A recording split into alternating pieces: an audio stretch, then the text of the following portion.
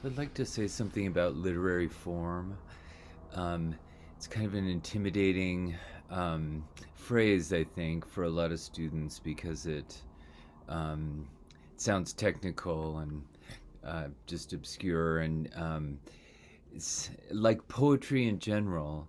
Um, it suggests a kind of secret, technical language. I never liked poetry. For the longest time, I didn't. When I first went to undergraduate school and university, did poorly in literature classes and didn't. Um, Always felt like I didn't get it very, and in poetry in particular, just seemed like a arcane kind of secret code, uh, and didn't really appeal to me.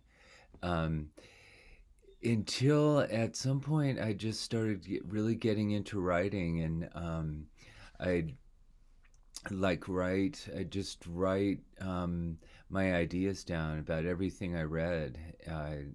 Just took a really great class on um, the Bible as literature, and then a class on American literature, and we read Moby Dick, and um, I don't know. I really liked the teacher a lot. I think that was the main thing. But just got in the habit of every morning writing notes and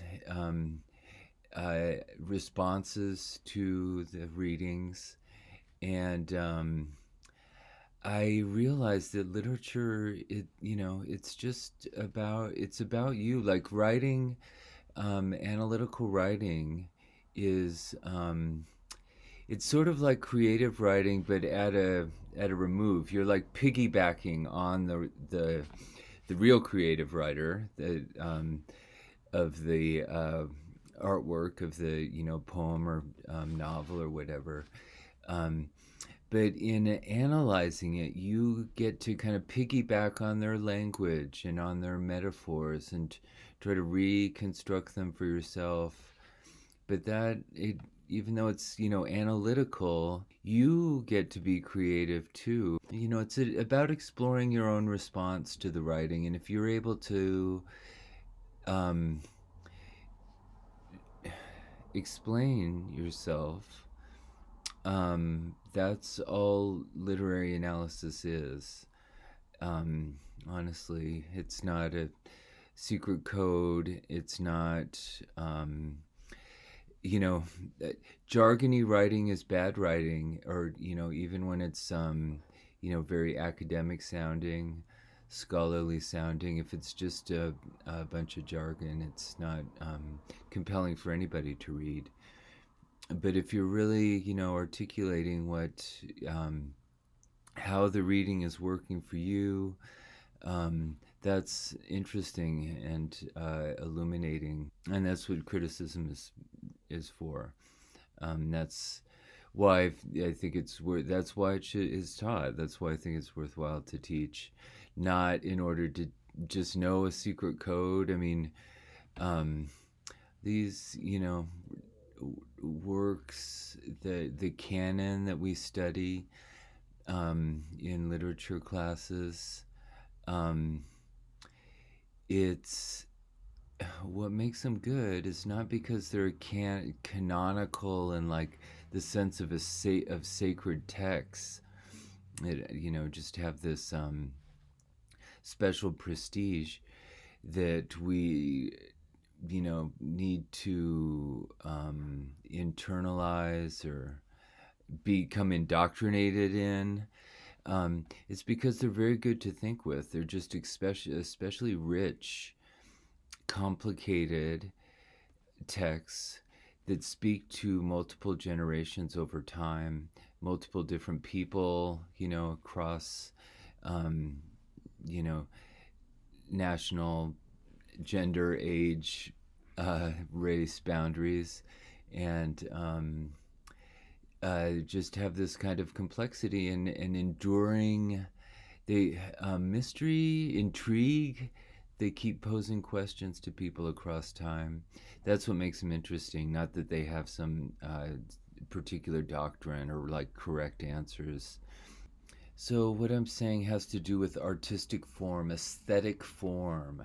With that, art is interesting because it has a certain richness of form, formal complexity. I mean, and irony is really at the root of this.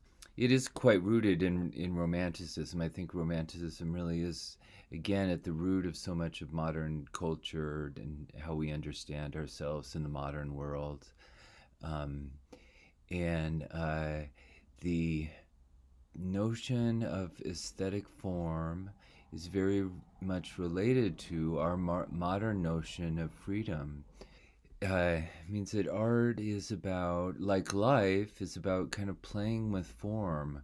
There's no set rules about what makes art good, or what makes life good. It's up for us to um, play with the possibilities and figure it out, and sort of negotiate, have this ongoing conversation with one another in life and in art about what the point of it all is. And irony is really at the basis of artistic form, because irony is the basic technique by which meaning is made fluid and it becomes a dynamic conversation from between the artist and the audience. And that, again, is like life. Um, so I am fond of the a formulation that literary form is like the body language of language. So what does that mean? What does body language mean? It's playing on this um, basically ideological dualism, dichotomy of meaning and form, or which is another uh, variant on body and mind. Um, the spirit and the material. This basic dualism, the meaning and the vessel of the meaning. Tenor and vehicle is a sort of old-fashioned literary way of talking about the difference between the meaning and the significance, signified, what's meant, and the signifier, how that meaning is transmitted. Form and content. But what do we mean by body language? Well, we mean most of communication. 90% of communication is nonverbal. So most of our communication is not, like we tend to think, transmission of ideas. It's transmission among bodies. Um, so body language, that it's what does that mean? It's a kind of ironic playing with the idea of meaning, or the idea of language. We think we're using language to communicate, but it's not actually true. I mean, it's kind of hard to believe, but that's what the psychologists tell us, that 90% of communication is nonverbal. So we use language is only necessary kind of on the margins to communicate very, particular technical bits of information. But most of what we're communicating with each other, we're using language to as a occasion to uh, communicate emotion, sort of synchronize our attitudes. There are these things that come through in all of the varieties of kind of gestures that we lump under the category of body language. Um, but so the irony there is that body language is it's as if it were sort of a pseudo language, that not real language, um, but it is the real language. But we don't know how to name it in language, except for by metaphor, allegory to language itself.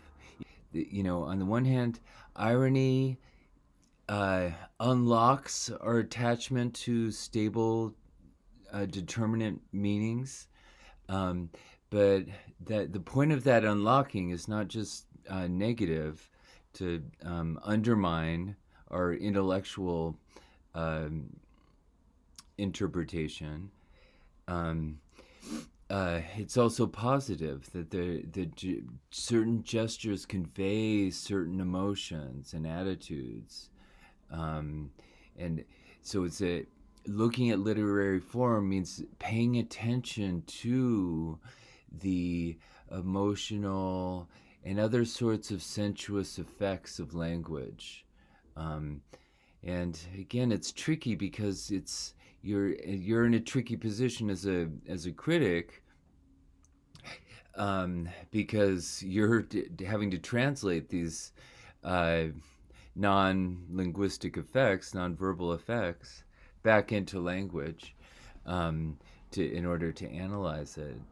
Um, but that's also what's liberating and creative and exciting about it, and revealing, illuminating about it for you as a writer.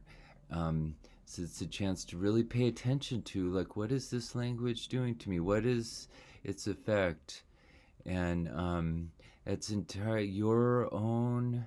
It's a creative side of, I think, what we do in literary criticism. So your more just sort of sensuous and emotional and imaginative responses um, to literary form are totally valid, as valid as anybody's. That means, moving into this kind of creative domain of explaining the effects of metaphor on your imagination, on your emotions, being able to sort of free associate a little bit.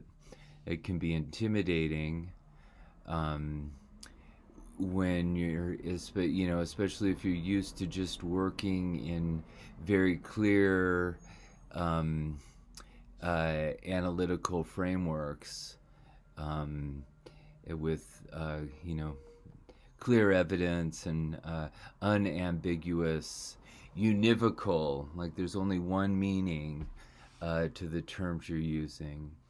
Um, the it should really go without saying, the point of literature is that it's not univocal. That's why we